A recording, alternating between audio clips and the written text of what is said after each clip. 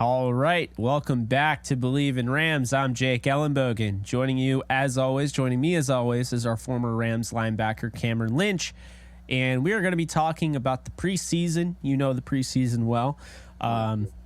Scratching, clawing your way onto a roster is not an easy feat.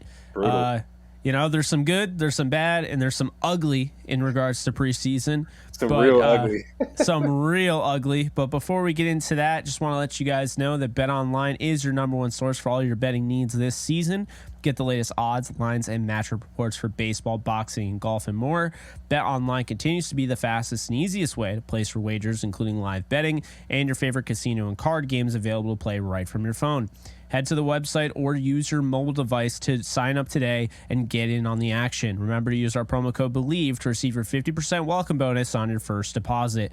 Bet online where the game starts. But Cam, before we start, we also want to remind you guys to go and join Underdog Fantasy. Play some fantasy football with us. It is a lot of fun. I was able to make a decent amount of money because of Trey Lance of the 49ers, his weird touchdown that got knocked off of like two defenders or whatever, ricocheted in the arms of Ross Dwelly.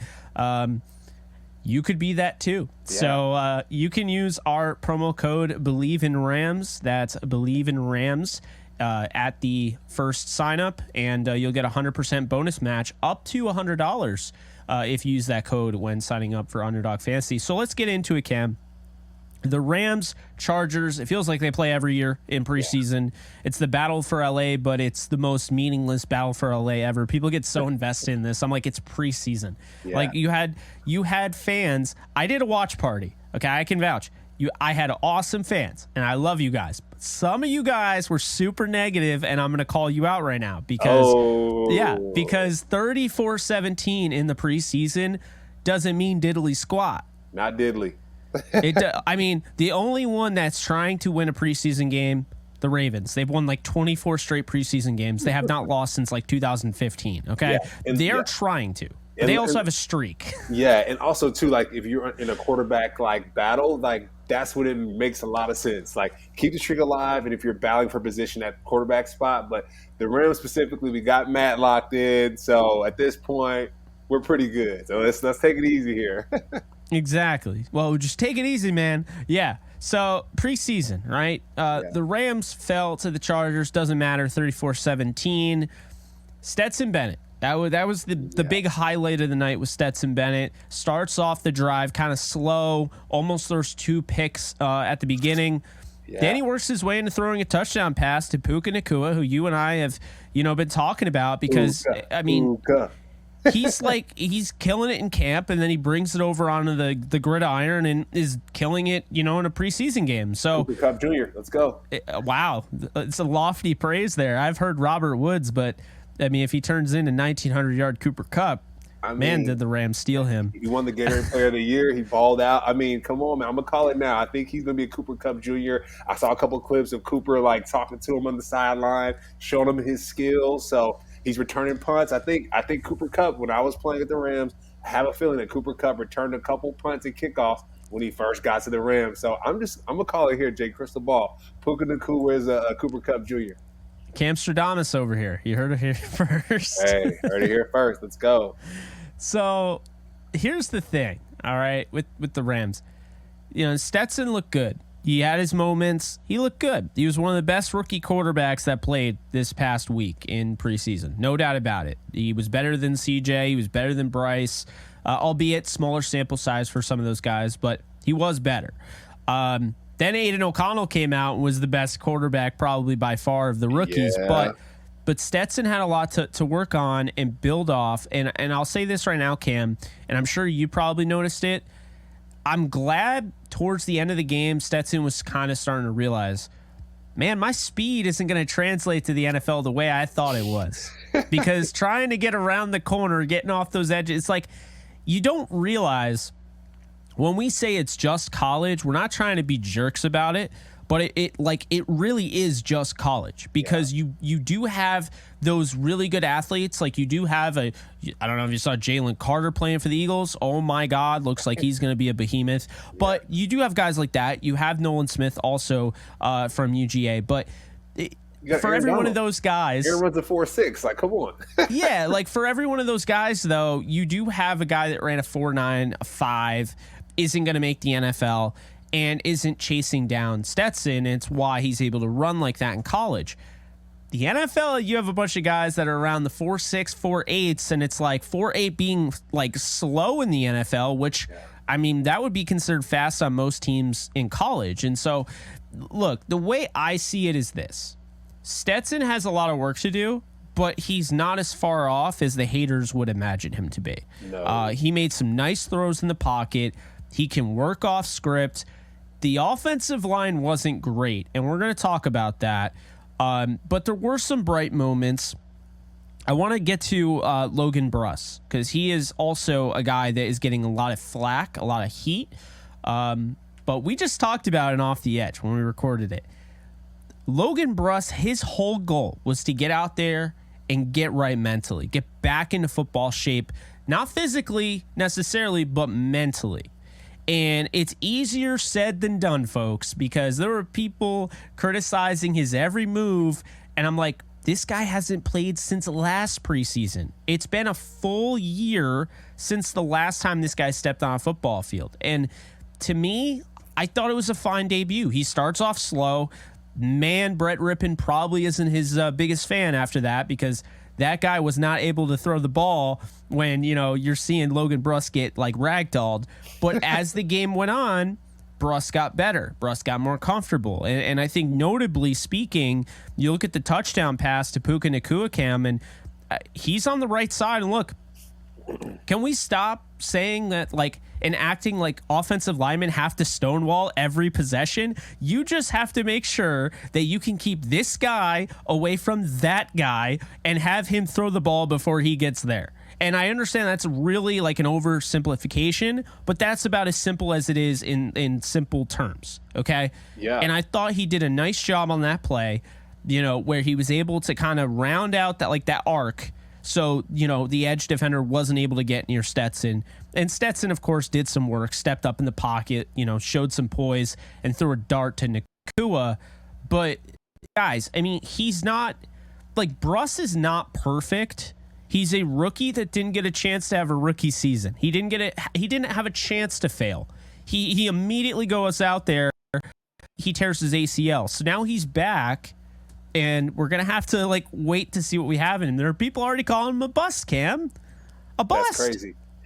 Also, too, Jake, people don't realize that the Chargers' defensive line, just the people that they learn from on a regular basis. Let's stop there. If Andrew Whitworth was on the team, then, like, all right, you know, he could say, hey, Logan, step here, step there, like, tighten up a little bit, young man.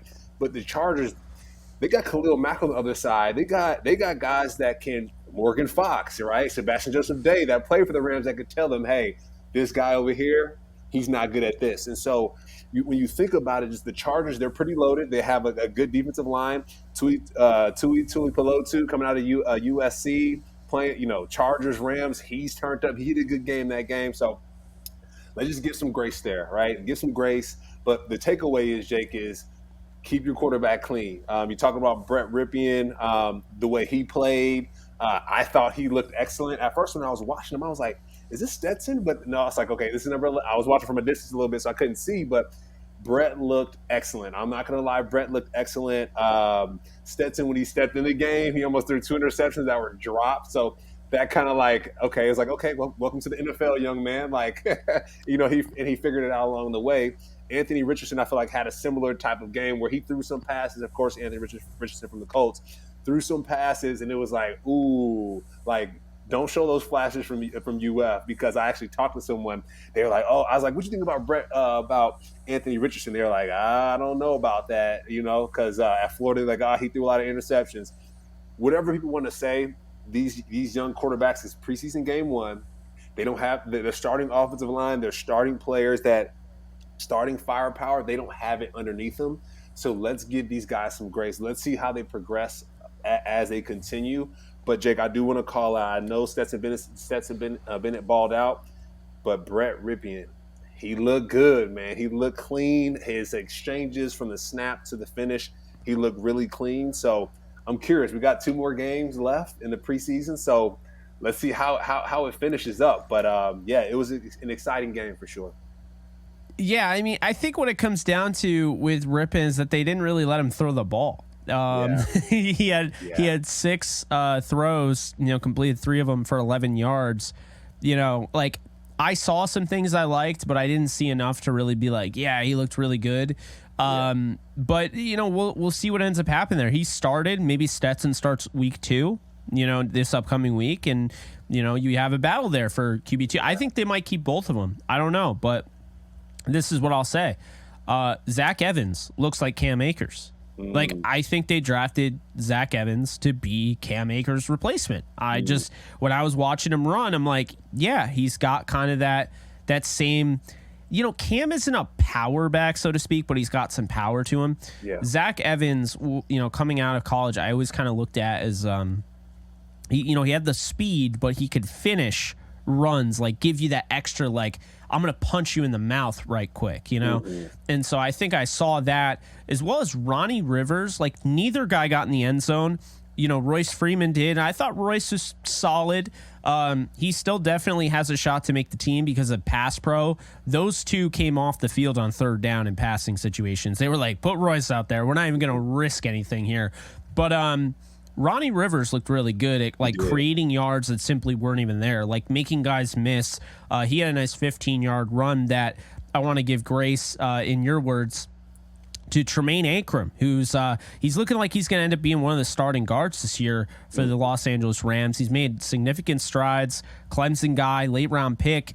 They've stuck with him, and he had a really nice convoy, combo block where he got up to that second level, and man, he was past Ronnie Rivers at one point. Like, that guy can move. So, that was nice to see. And Royce Freeman finding the end zone. That's why they got him, those short yardage situations, as well as pass pro. So I thought the run game, I know people were probably hoping that they'd look more like the Chargers run game with the 214 yards rushing. Dude, they were going off.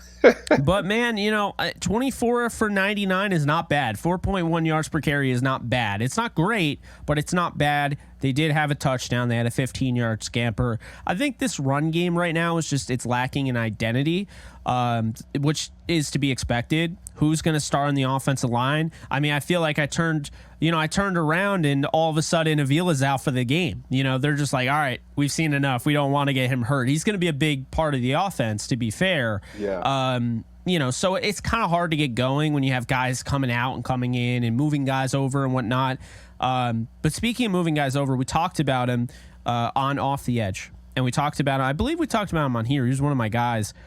Warren McClendon looked really good at left tackle. Yeah. And I don't think people realize it because PFF gave him an awful grade.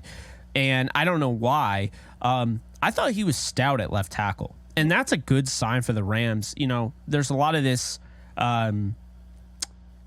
like cross training they've been doing for years with offensive linemen. And it goes to show you, I mean, even though, Cromer's out, even though Carberry's gone, they're still doing, like, they have that cross-training mentality, and you saw it, I thought, everyone's just plugging McClendon in at guard, and here he comes in at left tackle, and he looked pretty sharp. Yeah, I think we talk about this all the time, Jake. If you're playing one position, you have to know most of the positions. If they sign you up for this one, for an example, like for me, they say, Cam, play will linebacker when you go to the Rams. Weak side linebacker, you're covering people most of the time. And then next thing you know, you got Akeem Ayers, you got different guys that are playing on the football field. And I was like, okay, if I want to make this team, I got to figure it out. So they put me at Sam linebacker. That's pretty much like the 9 technique, defensive end, and I'm 6 feet tall. And I realized I was like, I have to make plays at this position because if I want to make the team, this is all she wrote. And so guys are going from center to guard to tackle. It doesn't matter. Like, you have to be able to step in and make it happen. We know here on Bleav in Rams more than anyone. We talk about this on Off the Edge all the time. The backups, it's super important. To see the backups, to see this preseason, to see these guys in action is really important because you never know. Week 1, week 2, week 3, week 16, we might see these guys. We might have to count on these guys to win football games. So the fact that the Rams are moving guys around on the offensive line is actually super smart because we need to know that, hey, down the line, if guys get hurt, we can trust you to win football games. Because last year, it was a little bit rough. So this year, we want to have a change in the tide a little bit. So it was really good to see those guys go out there and play and ball. But Jake, I know we haven't talked about receivers yet, but Puka Nacua, man, it was just really good to see him out there thriving. Punt return, catching the football for touchdowns, just short gains. And it's like, dude, this is the guy. This is the guy. So I'm super excited to see him. And I hope he stays healthy this preseason because we're going to need him come week 1. Yeah, I mean, I'll admit it. I was really low. I mean, obviously, Sean McVay's, his track record with rookies, he doesn't like to throw them in the fire.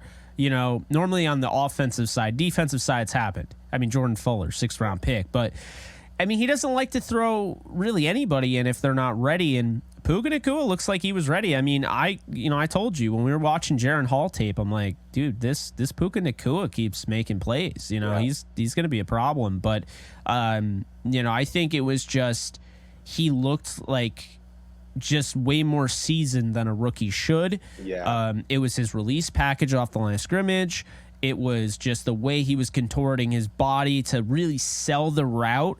Because that's a thing, like route running, right? It's just like, it's so generic. Like, I can run routes. Like, no. Can you sell the route? Yeah. Like, we talk about route running. You could run a route if you round it off. You ran the route. Was it a good route? No. Like, can you sell the route? Route selling is really what it should be called. Yeah. Because you're trying to, get them to bite. You're trying to create separation. And I thought Nacua did a nice job of that. A guy I also thought did a nice job of that, former Buccaneer, Tyler Johnson. And this shouldn't be a shock. We were talking about this when they got him. Like, this guy was literally catching passes from Tom Brady in the playoffs. He suffers an injury and he doesn't really play last year. And now he's like, man, I'm going to get my bread right now. Like, I'm going after it. And I was so happy to see him getting those targets. He got 7 from Stetson. He should have played more. But I will say the big takeaway for me was that Demarcus Robinson caught a 9-yard pass. That was it. And they're like, we've seen enough. He's going to have a role this year, Cam, and we've talked about that too, because this is Mr. Available. He's always on the field. He's always out there. He has not missed a game in his NFL career.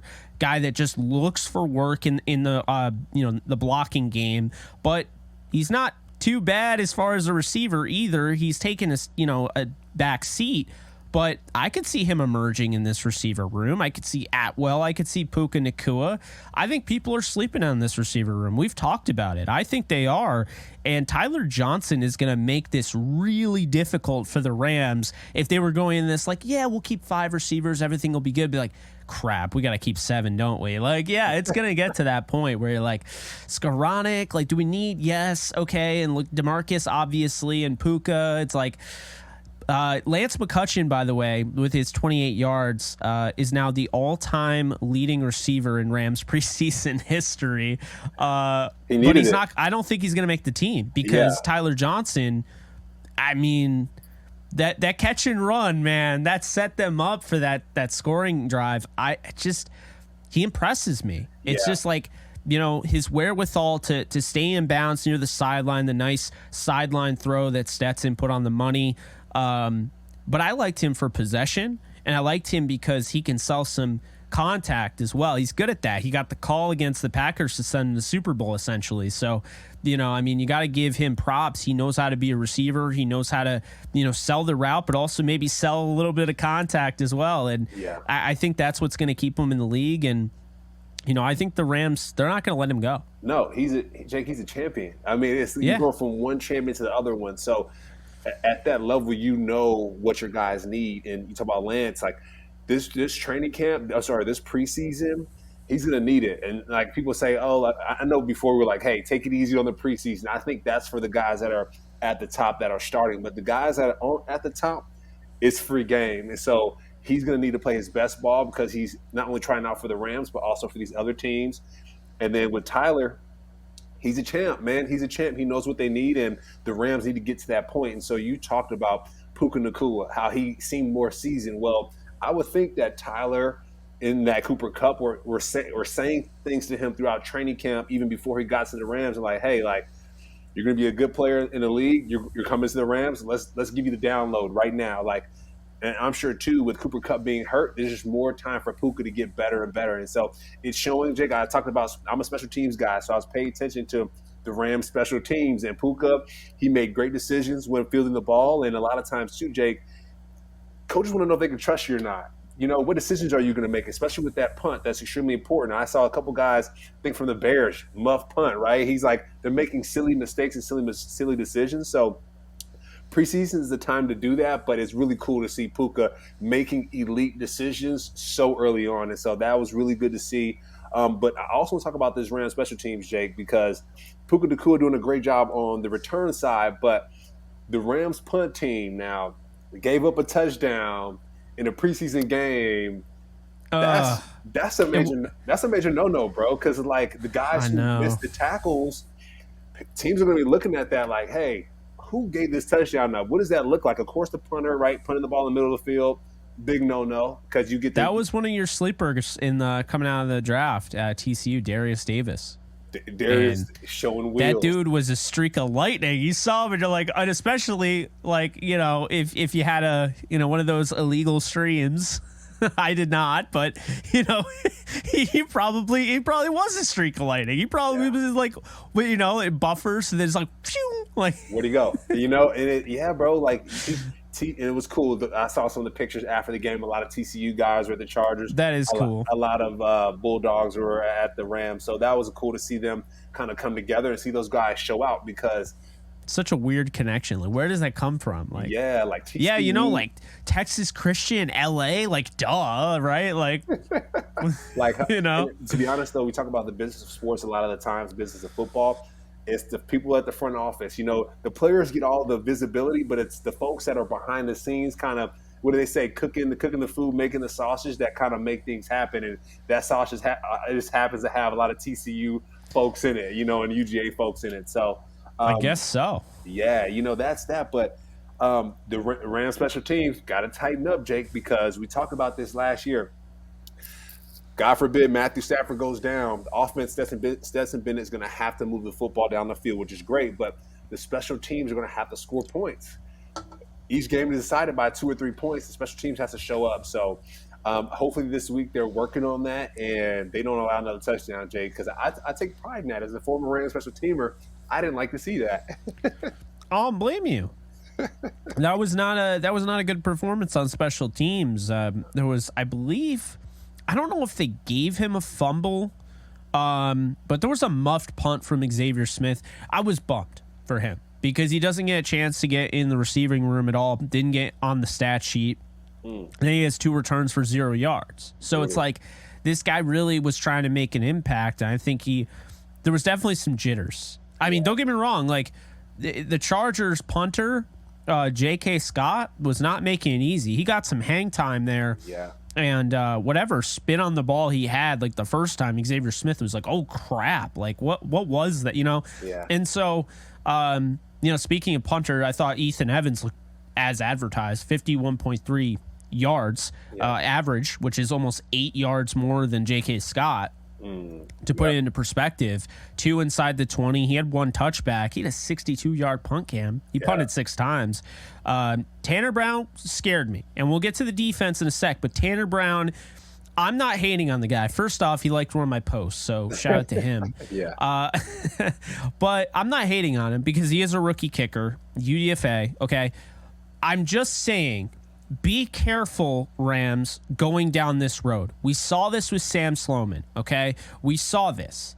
Okay, Dustin Hopkins, if he's available at some point, or Robbie Gould is an option, make that move. Yeah. Because I'm telling you, you do not want to lose games because of a kicker. No. And Tanner Brown could be the kicker of the future. I'm not saying that he can't, but this up and down nature, unfortunately, doesn't work in the NFL when 2 to 3 plays is the deciding factor of a football game. Yeah, and and mind you though, Jake, too, like kickers and punters and specialists, they don't like practice. They do a lot. They serve as a scout team, but a lot of times their practice is about 30 minutes at the beginning of the day between that 2-hour practice, and the rest of it they're kind of servicing everyone else, and then maybe might do some stuff at the end of practice, but they're there to kick the ball through the goalposts. They're there to punt the ball away, to be an extension of the team as well. And so if he gets up there and doesn't make any kicks or kind of, it's just like, dude, we want you to be 100%. Like in the preseason, of course, you can miss him a little bit, but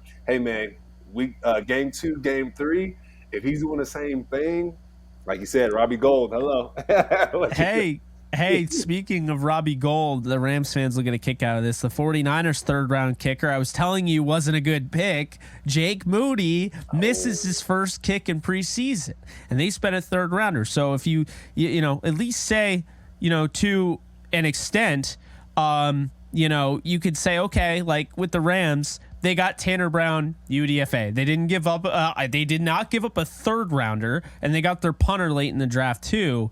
I would hate to be, have another Aguayo situation, which of course we don't know. Obviously, Jake Moody can end up being the greatest kicker of all time. I don't know what he's going to be, but not a great start. And so looking at the defense, I got to say there's not a lot of great to take away from the defense. It was tough, but individual guys that stood out, Tanner Engel balled out. He had a sack on a safety blitz. He was making some really textbook tackles. Just a guy that you could tell he loves to hit, but he hits in a controlled way where he's not like, wild, right?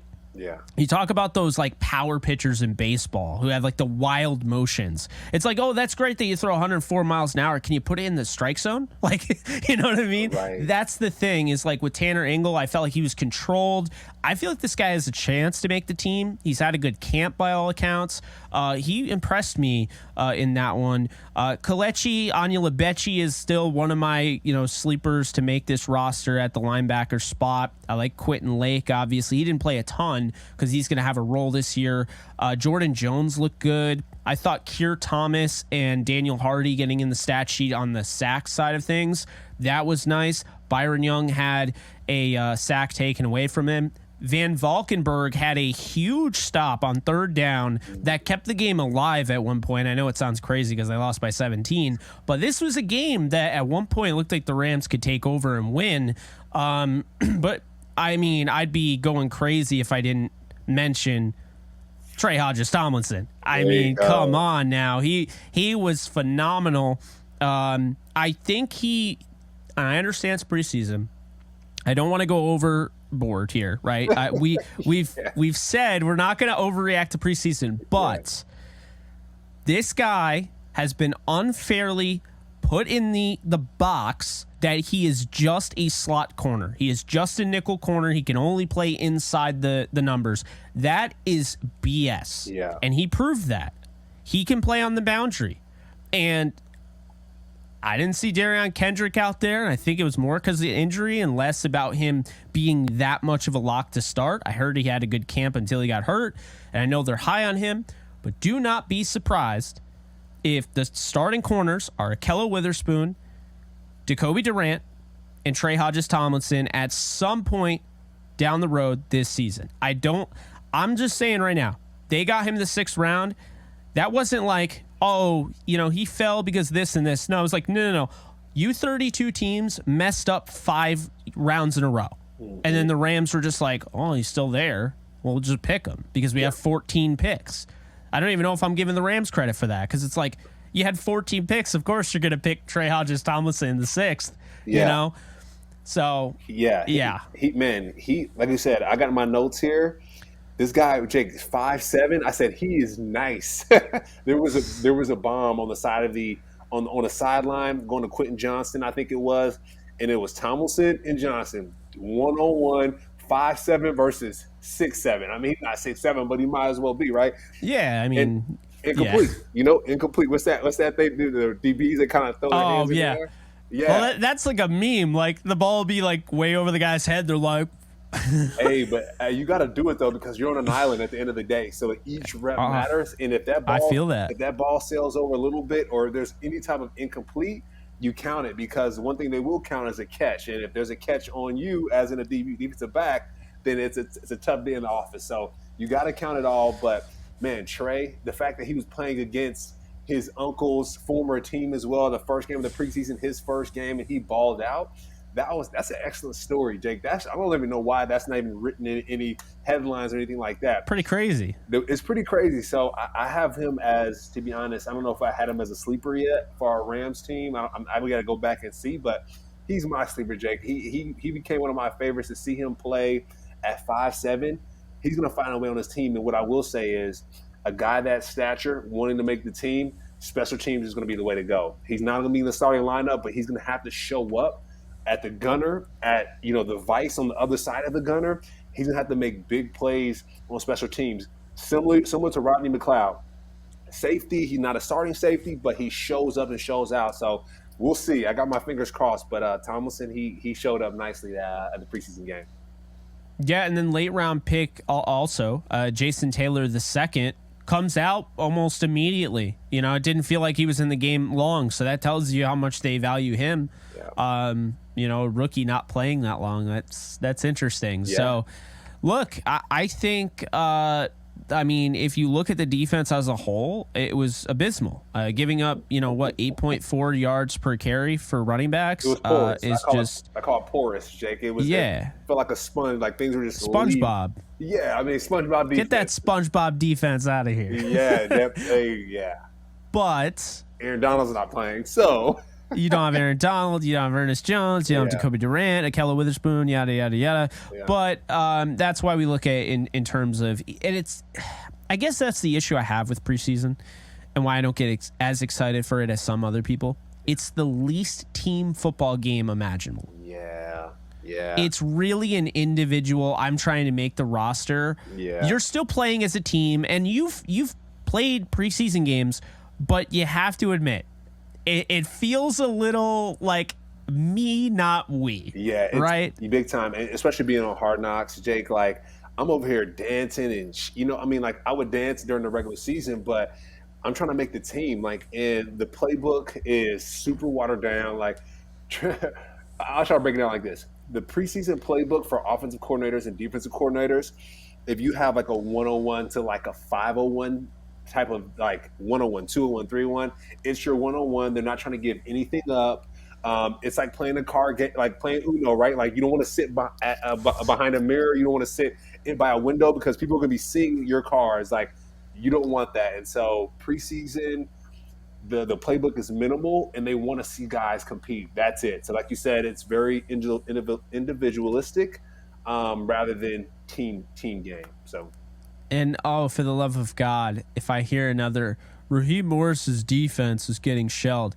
Raheem Morris wasn't the defensive coordinator active on duty. Okay, that's the first thing. The second thing is, he's not going to be running this defense with these guys. He's going to have Aaron Donald, Ernest Jones, Jacoby Durant, Ahkello Witherspoon, Jordan Fuller, John Johnson. The list goes on. He will not have these guys that are probably not making the roster. Yeah. And, the realization hit me, Cam, as we kind of wrap this show up. This team that has 40 rookies, okay? Like, all the mainstream media wants to be like, well, they have 40 rookies. How many are making this team? I actually think this team was kind of regarded as kind of a, and you and I kind of did as well, where we were like, all these roster spots are, Cam, I don't think there's that many roster spots open. I had a hard time breaking down my 53-man, and I think you and I should probably do that maybe next week and do like a 53 or whatever, and just kind of give, who we think could make the roster, because I'll tell you right now, it's going to be a brain tickler for you, because it is not an easy one, Cam. It is not easy to make the roster math work. No, training camp, preseason is never easy. So I made teams at the last minute, my guy. Like, also didn't make the team at the last minute, right? That's true. But you came back. I came back. So yeah, man, it'll get sticky for sure when it comes to picking who's going to make the roster and who's not. But at the end of the day, we're going to give these guys looks. We're going to highlight them because you might see them on another team, i.e. Seattle or 49ers or Cardinals. And if they're crushing the Rams, then we can say, hey, front office, why should you let this guy go? Get him later like we did John Johnson, which is really cool. No, I love that they got John Johnson, which obviously we didn't really touch on that, but the Rams got John Johnson. That happened like a week or two ago, so we weren't gonna like pound that stump, but now it's already out there. But Cam, I just want to run something by you before we wrap this up.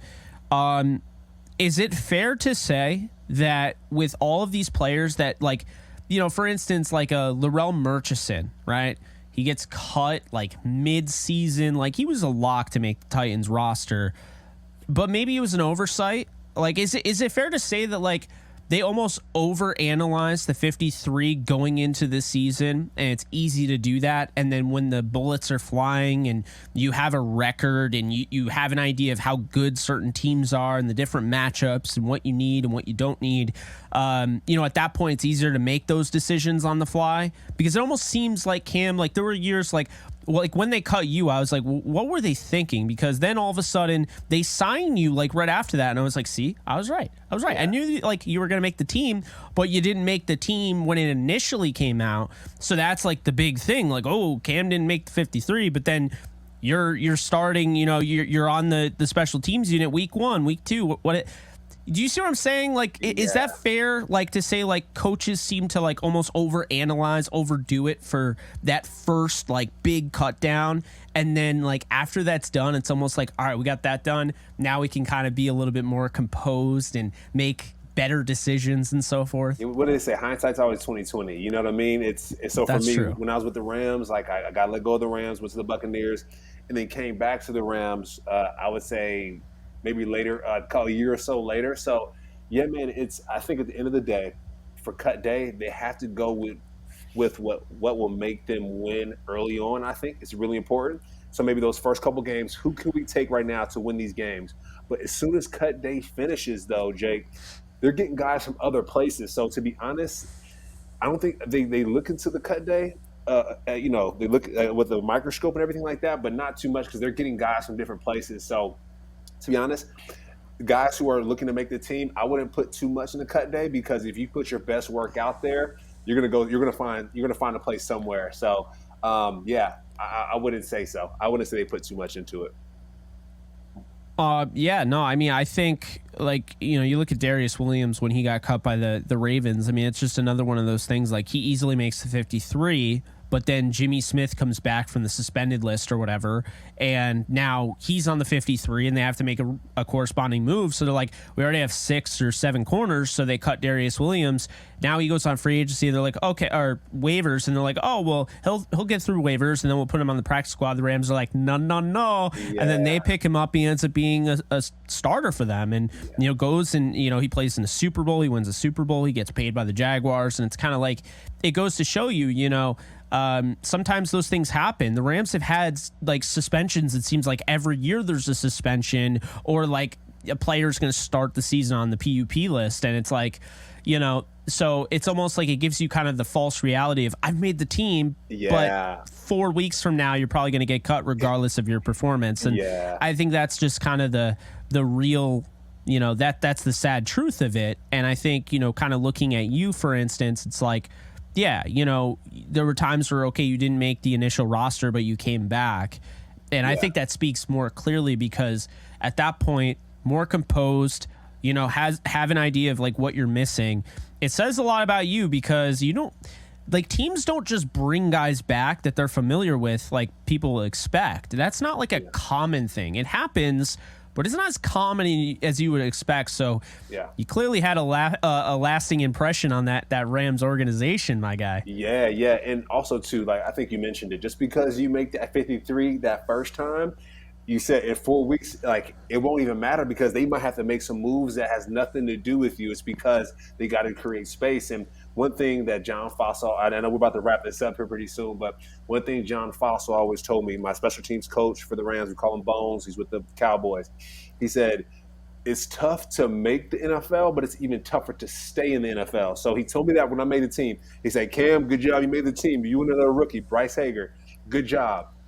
But now you have to stay here now. And I was like, whoa. Like, 'cause I figured how hard it was just to make the team in general. But he was like, to stay is even tougher, because of, hey, week 1 comes around, someone gets hurt, we got to move the roster around. Now the person that made the team, woo, mom, dad, I made it. Now you're cut, you're back home. So, yeah, bro. That was brutal. Yeah, it's brutal. It's a brutal space. And I want to caveat this, too. I know I for the Rams, got cut that year.